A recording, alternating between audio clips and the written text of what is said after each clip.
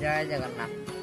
आद्य पवित्र अक्षय तृतीया अवसर एवं यह सहित महाप्रभुଙ୍କର चंदन ଯାତ୍ରା अनुकूल हम समस्ते जेपरि भाव जानिछे दोले च दोल गोविंद चापे च मधुसूदन रथित वामन दृष्ट्वा पुनर्जन्म न लभ्यते।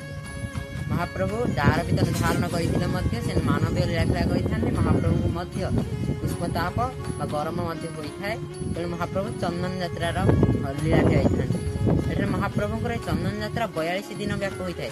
जो 12 मास 13 यात्रा अनुष्ठित होइथाय श्रीमंदिर रे 12 मास 13 यात्रा अन्यतम यात्रा ए सबठू दीर्घतम यात्रा सबुठारु अधिक दिन व्यापी यात्रा अनुष्ठित होइथाय। सर्वाधिक 42 दिन व्यापी यात्रा अनुष्ठित होइथाय।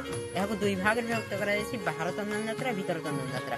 बाहर चंदन यात्रा जेभଳି भाबरे आज अक्षय तृतीया ठारु आरंभ होई श्रीक्षेत्र भौरी पर्यंत 21 दिन व्यापी चंदन यात्रा रे महाप्रभु को 10 अवतार मूर्ति जेभଳି भाबरे मणि विमान रे विजय करिवे मदन मोहन श्री स्वर्ण मूर्ति श्रीदेवी रौप्य मूर्ति भूदेवी सहित मणि विमान रे एवं तत्सहित बालक राम एवं कृष्ण एवं तत्सहित पंच महादेव एवं एक रौप्य चक्र मध्य यह सहित यात्रा करिथांती। 21 दिन ए समस्ते विराजमान करिथांती नरेंद्र कोड़ ठारे चाप क्रीड़ा करिथांती।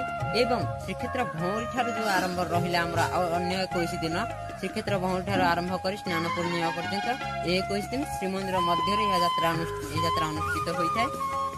कहा जाए ना चापे च मधुसूदन अर्थात चाप यात्रा मधुसूदन भगवान को दर्शन कले पुनर्जन्म होई न थाए। तेणु आपण माने आसंतु ना श्रीक्षेत्र महाप्रभु को चंदन यात्रा अवसर रे दर्शन करंतु एवं आज अक्षय तृतीया अवसर रे एवं चंदन यात्रा अनुकूल अवसर रे